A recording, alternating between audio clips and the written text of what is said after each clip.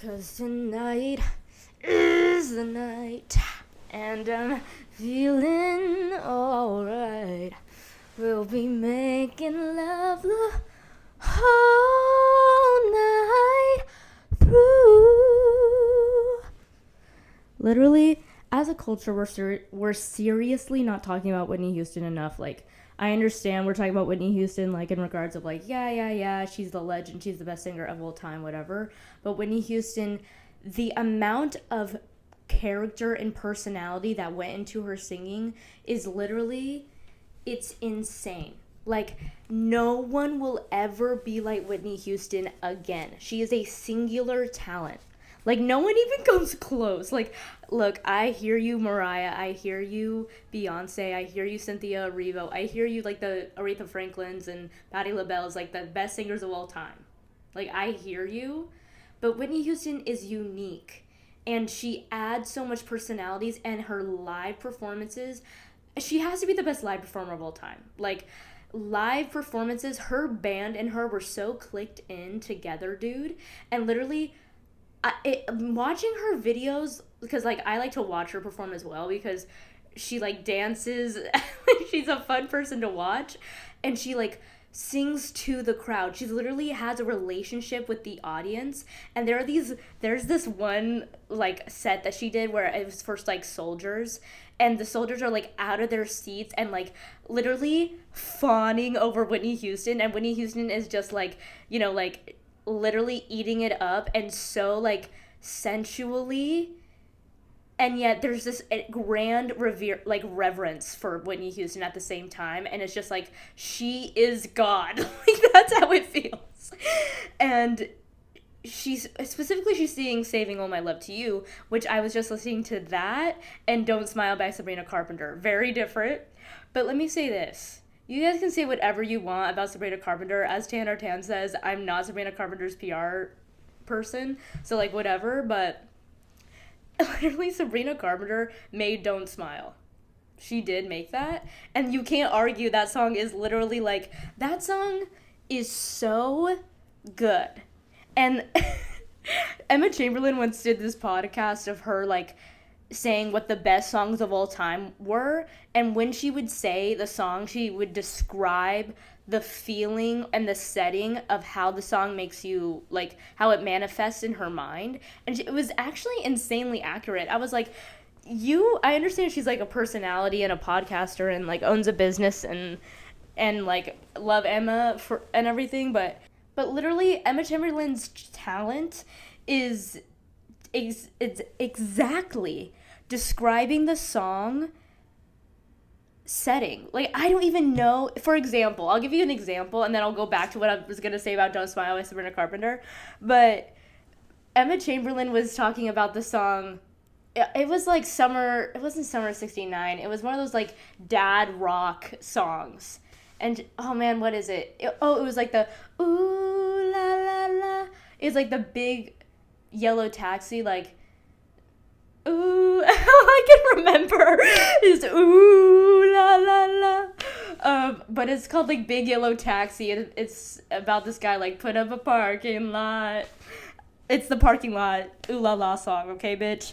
And basically, she was like, that song is driving in the car with your mom in the early 2000s, and, like, it's like, the sun is setting, and your, like, window is down, you're laying on the window sill with both your, like, arms on the seal, and just laying your head on your hand, and just, like, the wind, it's like a summer turning into fall day. That's what that song is.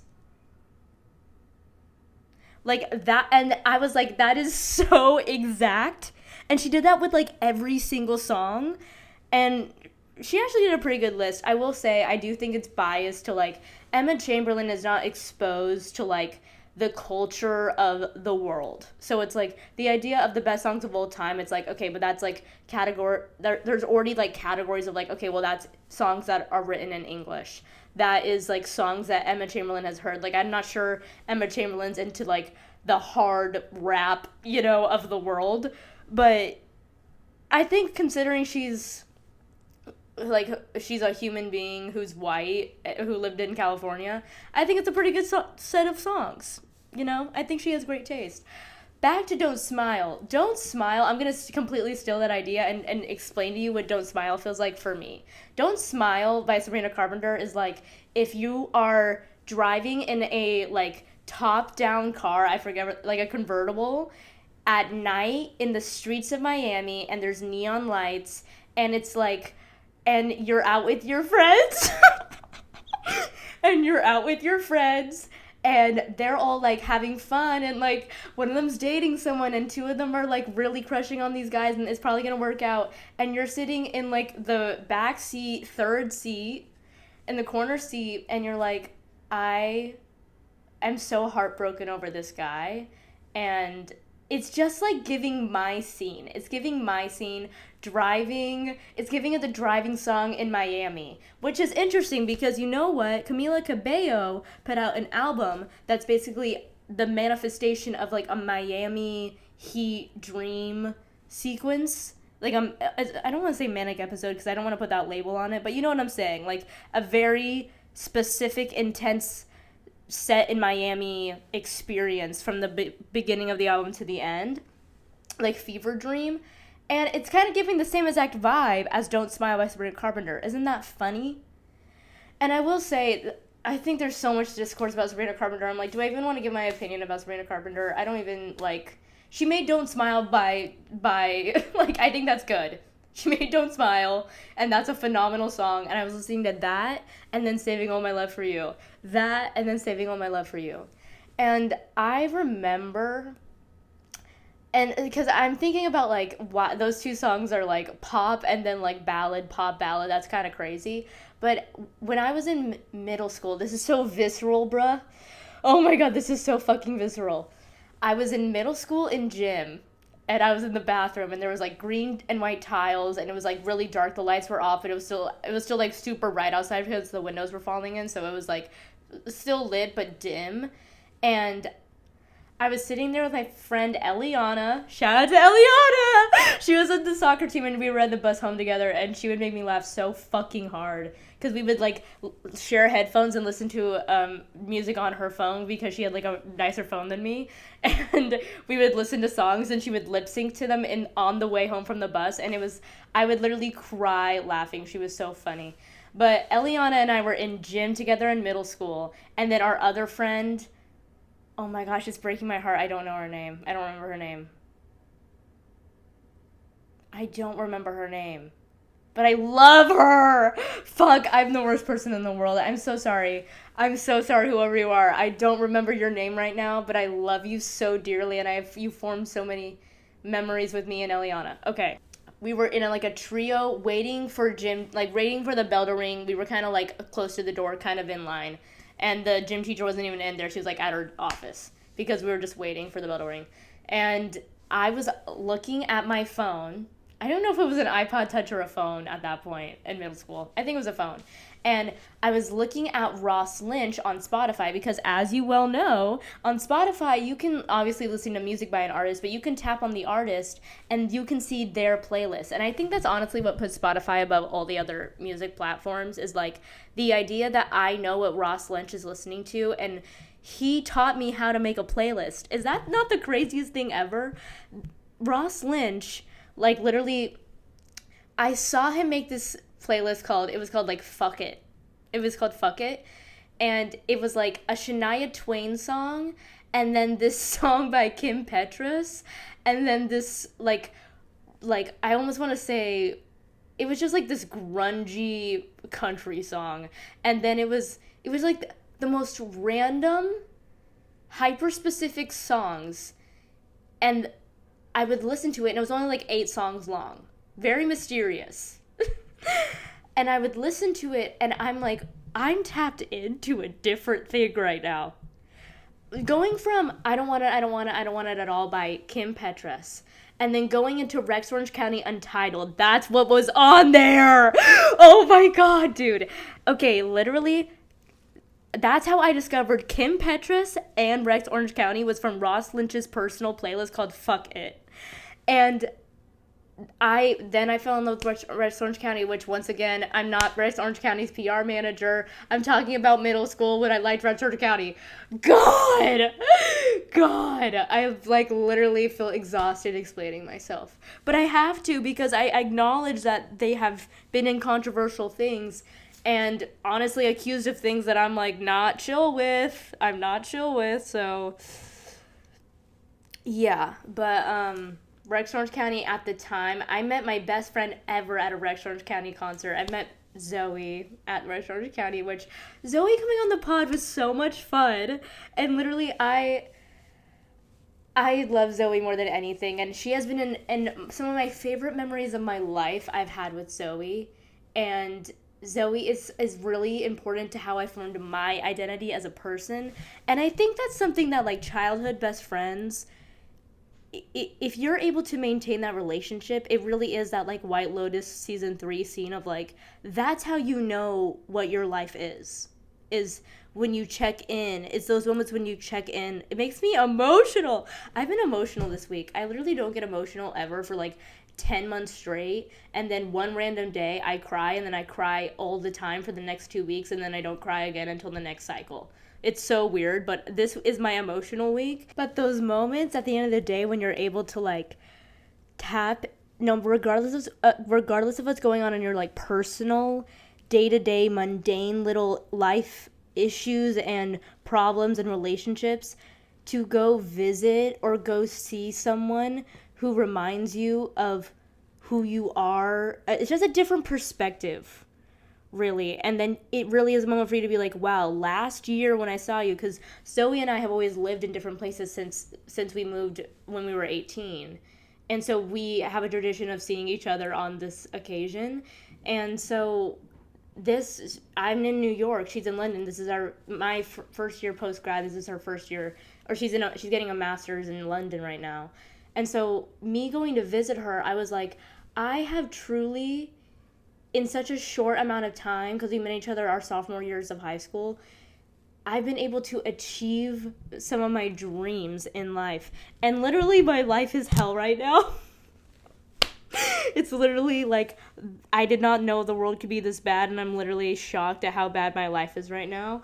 But I'm like checking in with Zoe, and I'm like, Zoe is achieving her dream. She's literally getting higher education in London, fucking England, bitch. And she is she's fashion forward, she's smart, she's thoughtful, she's interesting, she's cynical in all the right ways. She's just like nuanced. She's just a nuanced person. And so to see her be an interesting, smart, educated, successful person achieving their dreams as a reflection of me being in New York as an educated person who is financially stable, which has been like my only goal my whole life, even in childhood, is like, I just want to be able to be financially stable. I just want to be, and I'm like, I'm not, but I'm paying rent. You know what I mean? But being able to be myself in New York right now, and I've worked so hard to get here, and Zoe went through hell to get where she is as well. It just is such a nice check-in, because I do have like so many weird things just stretching. Like this year has been so beyond insane. It's like this year has been life-changing in ways that I'm like, it feels like a Saturn return, but I'm 22. You know what I mean? I'm literally reflecting on the damn year, brother. Like, it's not even New Year's yet, but it's the end of the year, so I'm feeling sentimental, I guess, but because it just happened so fast and so many things have changed this year. But back to I'm getting existential, but back to Ross Lynch. Ross Lynch has phenomenal taste, and he really taught me when making a playlist, like, it's not about it's about creating a feeling. It's about creating an experience. What are you craving that a playlist can give you? If you're bored, make an interesting playlist that will lift your mood while you do a mundane task. If you are feeling kind of out of place at the moment, listen to hyper-specific, super random songs in order to feel more free and lawless. Like, there are no rules. That's the beauty of a Ross Lynch playlist.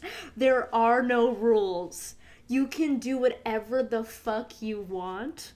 And that is something that I had to learn in the middle school waiting for the gym bell to ring. Like, that's something I needed to learn for myself, because I Don't Smile Because It's Over and I'm Saving All My Love for You are completely different songs, tonally, about the meaning. The feelings created are different, but it's a fun combo. It's like Don't Smile is like lonely in Miami in a convertible at a stoplight with your friends, and they're all talking and you're sitting in the back silent and like being like, why don't you care about me? Like, it, like, you know what I'm saying? And Whitney Houston is literally giving you a performance that I think Saving All My Love for You is probably my favorite. It's hard to say my favorite, but it's one of the ones that I listen to like on a regular basis, like once a week at least, is I listen to Saving All My Love for You live performance Whitney Houston, honey. And it is one of my favorite Whitney Houston songs. I just love it. I love it, and I love the way that she sings it different every single time. Her variation levels are like, are like, there's no one even close to her ability to just improv music. I don't know what that's called, but her musicality is just limitless. Anyways, that's not even what I wanted to talk about in this episode, but it's chill. I had to do a lot of like catching up to shows because I lost my HBO Max subscription, because for years and years and years, this girl from my college like signed into her Google account into my Google account, and then for some reason, whatever the fuck she did, she saved every single email and subscription and thing to my Google account. And so whatever I don't have, some girl named Nicole that went to BYU Hawaii had. So all my information, so like my HBO Max account for literally now 4 years has just been some chick Nicole's family, and her dad's name is Alan, and I've just been watching it on her account because I'm too lazy to ask my sister what the password is. Anyways, her family canceled the account, so I'm left here like, I don't have Disney Plus, I don't have HBO Max, I have Hulu. I'm like, who the cares about Hulu? And thank God I still have Peacock. The Real Housewives of Salt Lake City are getting me through right now. Are getting me through my day-to-day life. But her family canceled the HBO Max subscription, and I'm like, I need to watch The Chair Company, I need to watch I Love LA, I need to watch Heated Rivalry. I have a lot to catch up on. Sorry, my crown was bothering me. But then I went for like multiple weeks being like, I'm gonna have to pay for my own subscription, like that's way too much money, but I'm like, I literally have to do it because I'm like, HBO Max is the only one I care about in actuality. Like, I don't even need Netflix. I understand Stranger Things 5 is happening right now, but I'm like, I don't care. And so HBO Max says that I need HBO Max enough to pay for my own subscription as a like poor person, which is crazy. But I also really wanted to watch The Sopranos, but whatever. And then finally, I was talking to my little sister, and she finally fucking coughed up the damn password. That, literally, if you're an only child, how do you survive in the world? Because if there's one reason to have a sibling, it's to get the password to a fucking subscription. I'm so, like, why else have a sibling? I have 3 siblings, and one of them, I don't talk to them I don't talk to them unless I need the passwords to all the accounts, and then we catch up. Like, that's how I, like, remember to talk to her, is like, fuck, I updated my phone and the Netflix password went away. But let me just say something about Netflix, because they can actually suck my dick, because I'm actually pissed. Since college, I went to college in a different state, okay, than my family lives. So I was not able to be on the same device that I was in Las Vegas. So I haven't had access to Netflix for like 6 or 7 years from my Netflix account, and my family is paying for the full family to have access to this account because of their temporarily, like, the screen access can't, I don't know what the fucking thing even is, but I like do it. It sends an email to my mom's password. There's a time change, so I can't get to the email. She can't get to the email. I have to like call her and then have her send the email. And I'm just like, she doesn't have time for that. She's a busy woman and I'm a busy woman. And so I just don't watch Netflix because I'm like, okay, I don't even, I guess there's nothing important on there. And then sometimes I open it up just to check and I'm signed in. I don't know how, but I am. And I'm like, great. And then I have to literally dedicate so much time and effort into like catching up on shows that I didn't have access to at the time. And then months and months later, people are talking around me and I feel left out of society because they're talking about a TV show that they're like, oh, well, you saw that, right? And I was like, no, I didn't see that because I didn't have access to Netflix, even though I should have access to Netflix. And it's embarrassing because you're not able to talk about the shows that you want to talk about. But whatever, there are worse things going on in the world. My roommate and I last night, I'm such an idiot, dude. I'm such an idiot. I got invited, which this is not the first time this has happened, by the way. It was a Spotify Wrapped party where you dress up as your favorite artist or like your number one Spotify Wrapped person, and then you go, and then like that's the theme of the party. And this Friday, I got all dressed up. I took like an hour getting ready. It's so upsetting. I did my hair. I put on like an outfit. Like I did a whole thing. And then I went with my friend Rams, who dressed up as Bad Bunny. And we took the subway down to where this place is. I get into the place and literally I'm like, I don't recognize anyone here. And I should recognize at least one person. So I text my friend who invited me. And I look at the damn invitation. It's next Friday. And I dragged my friend here, oh my gosh. I literally left a voice memo of despair to my friend Lorenzo, and I was literally like, dude, I'm so sorry. Like, I'm so embarrassed. I'm standing in this effing bar. It's freezing outside because it's December, and I'm dressed up as like this, the way I looked was insane. Unless you knew I was dressed up, like what I was wearing, but I had this huge coat on. So my hair and makeup, I looked like a pageant queen because I was dressed as Madison Beer because she's my like number 2 artist. My number 1 was the Beatles. Oh, I didn't even tell you my Spotify Wrapped, LOL. My Spotify Wrapped was the Beatles, Madison Beer, Ariana Grande, Jack Johnson, Casey Musgraves.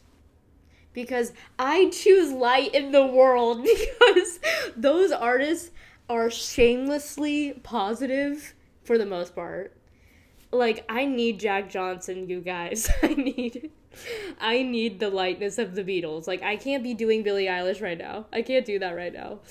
Oh, but so that was my Spotify Wrap. So I dressed up as Madison Beer because I'm like, the Beatles, I don't really have anything that I feel like, I didn't have like a wig or like a suit coat or anything, so I couldn't really do the Beatles.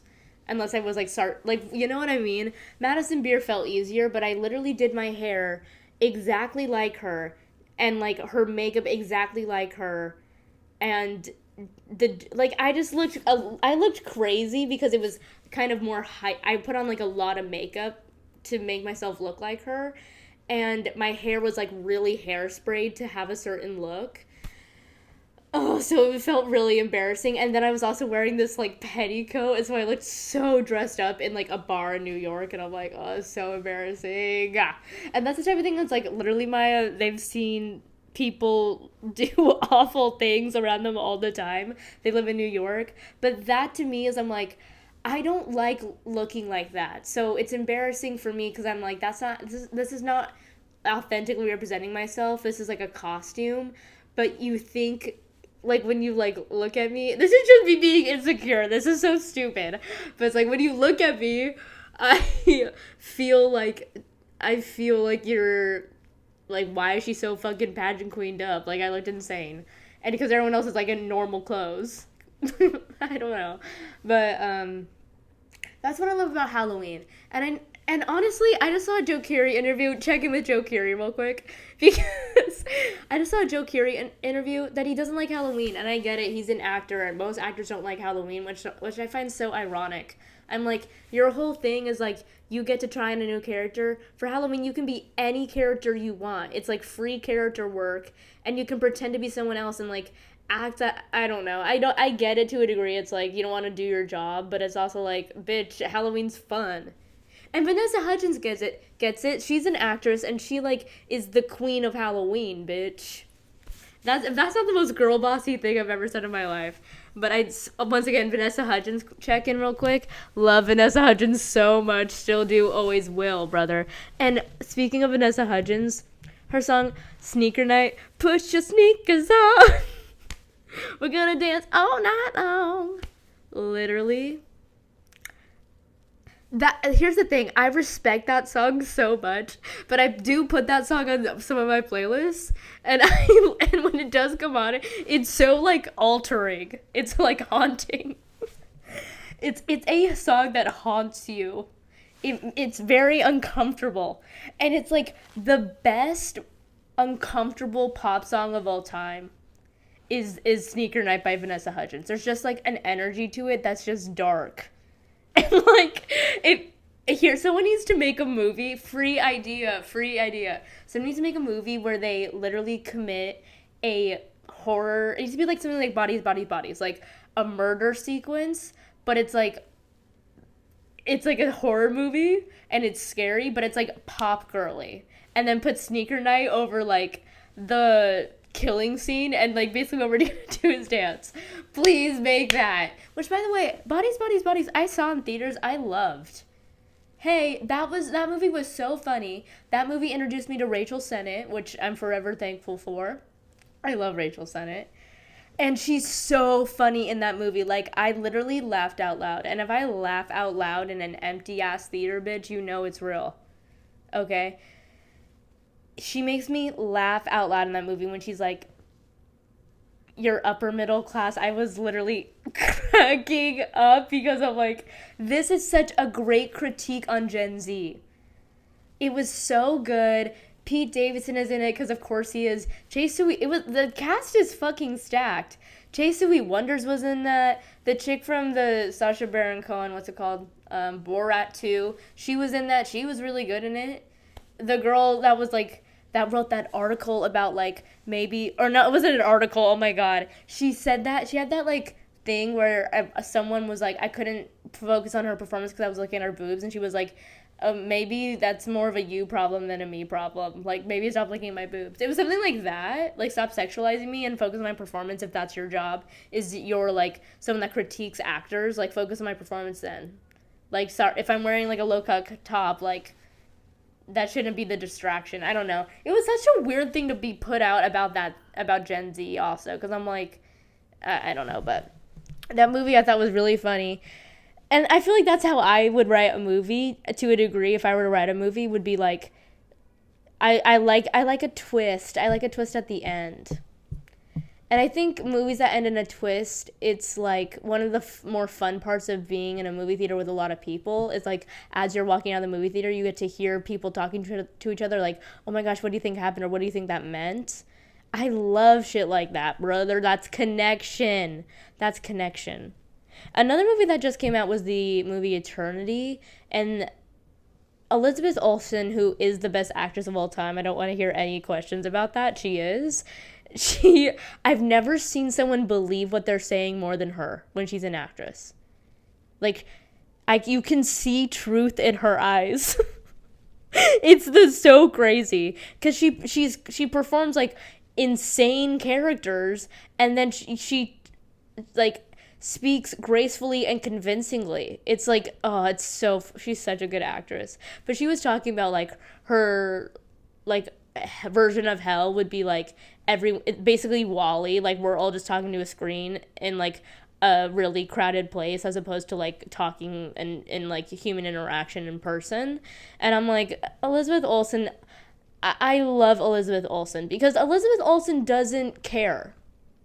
You know what I mean? In a real way. There's a lot of people who are like, this person doesn't care. Like, Kendall Jenner doesn't care. Kendall Jenner cares more than anyone else in the world about Kendall Jenner. Like, Kendall Jenner is hyper aware of her, like, how she is perceived by everyone all the time. She just acts nonchalant because she wants to look cool, which is the most performative thing a person can do. And I don't even mean to hate on Kendall Jenner. I think Kendall Jenner is, like, literally what, like, I couldn't care less about her.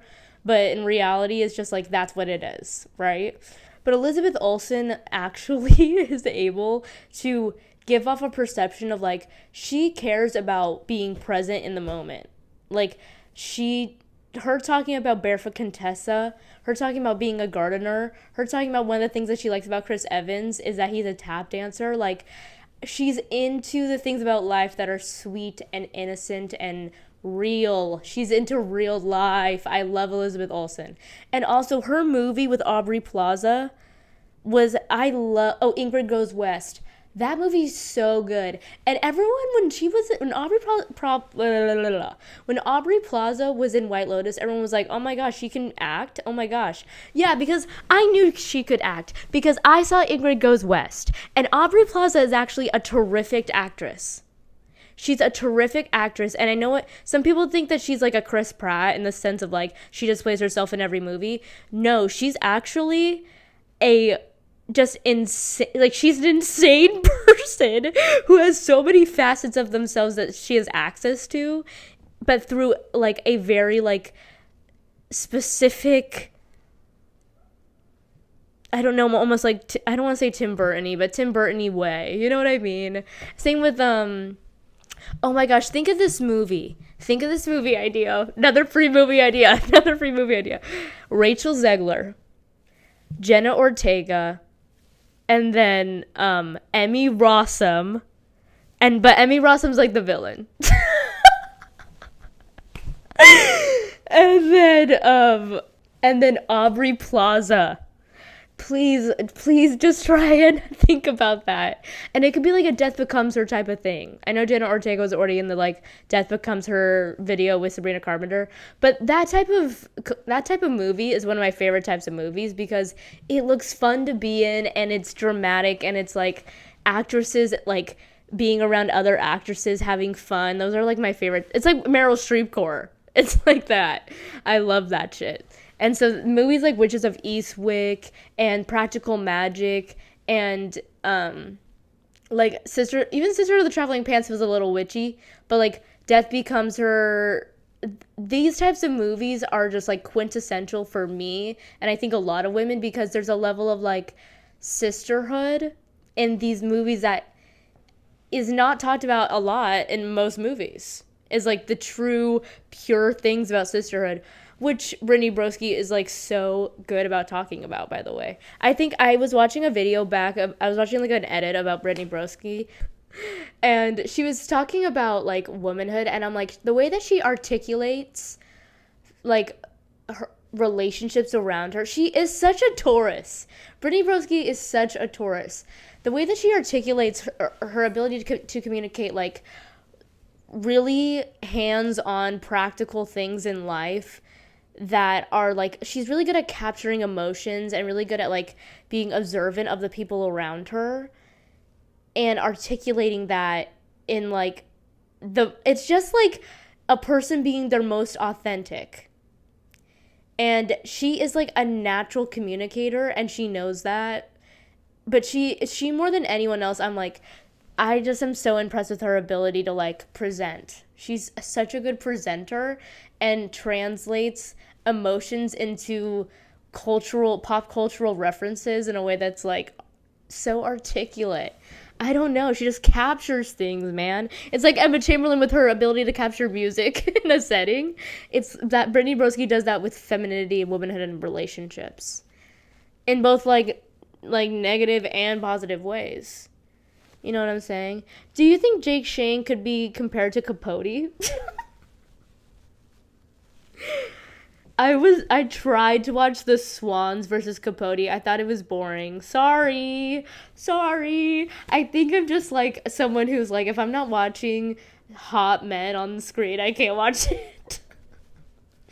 And I mean hot men, that's a broad category. That's a broad category, okay? But because that's a lot. Like the Menendez Brothers show, I could watch that because I'm literally staring at the most attractive men I've ever seen in my life. I literally like that. Those two are deadly. That's the thing. Once again, I'm not Ryan Murphy's PR manager, but that man understands. He is a gay man with taste, and he has taste in men. And putting those two together as like, because obviously the Menendez brothers are really hot, but putting those two actors together like these, the hottest people of all time, and they're great actors with this brotherly dynamic in the 80s. In the 80s when they were wearing short shorts and doing tennis and like, oh my gosh, just like old fashioned like elegance in an 80s way. Oh, it's so good. And they're both really great actors. And I think Cooper specifically, that episode where he is giving that monologue, like that is a lot to ask of an actor. I like, oh my gosh, and that makes me think of Pose, which literally Pose is not talked about enough in the culture. We need to talk about Whitney Houston and Pose in every single conversation we're having in the world. That's how important these performances are. Pose, to me, opened me to a world. Well, first of all, Paris is Burning is actually in my top 4. I know I talk about my Letterboxd top 4 every day. But it's true. Paris is Burning is my favorite documentary. It changed my life. I wasn't exposed to that part of the world or these types of people. These people in New York. In suburbia in Henderson, Nevada. You know what I'm saying? So seeing this and seeing real people. Oh, it gets me. It gets to me, dude. Seeing real people. And seeing them be, like, funny and lovable and flawed and just want something. And it's just the human... It's just, like, we all are the same. Paris is Burning is just, like, we are all the same. In our souls. We just all want to be ourselves. And trans people and drag queens and ballroom culture as a whole have had to just go through so much. I'm like, literally, they are going to heaven. Like, I don't care. Every single one of them, even if they were bad people, are going to heaven because the things that they have had to go through just to be themselves, the bravery it would take. And that's what I got from the show Pose. I think putting the main character as, like, a ballet student who got kicked out of his home, and it's so graceful, and you see this person just transform from being like this kid who had a secret to like this human being who like is fluid and utterly themselves and confident in themselves and like darker. Oh, it's so good. Pose is so good. And oh my gosh, Evan Peters. Oh my gosh, the Evan Peters relationship in that show. India, I'm so sorry I don't remember her character name, but in India Moore, I've never seen a more gorgeous human being in my life, and her apartment in that show that he pays for in the city, like her like nice apartment, I literally have screenshotted those like shots because I'm like, that's what I want my apartment to look like, is that apartment in Pose. I'm not even kidding, to the degree that I'm like, I'm gonna find the paint color, I'm gonna find the curtain color, I'm going to get like fucking feathers and shit. Like, that's exactly what I want. That relationship was so good, and they were both act that so well. And when she brings him to a ball, and he's like in that like in an arena he's not used to, oh my fucking god, it's acted so uncomfortably and so real. Like, you completely understand both sides, and you're like, dude, honestly, like, you're like, no, don't retreat because you're uncomfortable. Don't retreat. And he retreats. And he's scared. And he can't handle it. And he's a coward. And he went through all of that. And she went through all of that just for him to fucking be like, actually, this makes me uncomfortable. And I'd rather be normal, quote unquote, in society. And just go back to my dumbass wife. I'm just kidding. She's not a dumbass wife. I think in the show she's just like a sheltered person, but I think she's actually fine, right? That actress, she's a tough actress for me, not because of who she is as a person, I'm sure, but like, she has played some really rough characters for me, like the teacher, role that she did where she plays like a pedophile. And there's like another show where she's like a villain in it, and she's real rough, and I'm just like, she's a hard actress for me because I'm like, after what you did, I can't see you. I can't see you differently, like in those shows. There's just some actors like that for me, but she's such a good actress. Like I think she's such a good actress, but I remember she was in Fantastic Four. Miles Teller was talking about Fantastic Four on this like new press run for Eternity, and he seemed so sad talking about it. Like he wasn't like a good spirit about it, but he seemed pretty sad. And I feel bad because I'm like, being told you're gonna play a superhero, there's like a childhood like fulfillment of like, wow, like I get to do this thing that is like so whimsical and powerful, and just it's fulfilling. And then for it to be like really bad, like, oh man, that sucks. And he seems like he really wanted to be good, and then like the director fucked it up or something like that. I don't know if it was the director, but somebody fucked it up. But yeah. But yeah, I made pasta that's waiting for me. Right after I'm finished with this, I'm gonna go eat this pasta, which is boars and cheese. Um, it's basically like Alfredo, but instead of parm, you're putting boars and cheese in it. And dude, literally, it's such an underrated cheese. I love that shit. And the bear omelet with the boars and cheese in it, and the ruffled potato chips on top did change my life, and I did make it because I'm like, bitch, this is 3 ingredients, I can handle that. And I made it, and it was so good. But I did have to season the shit out of it. I do think boars, it could be a little more seasoned, I'm gonna say that. I think they could put a little salt and pepper in there. I know they want it to be like fine, but a little salt and pepper never hurt nobody, you know what I'm saying? So yeah, I'm gonna eat that right now. So I guess that's it for today. So bye.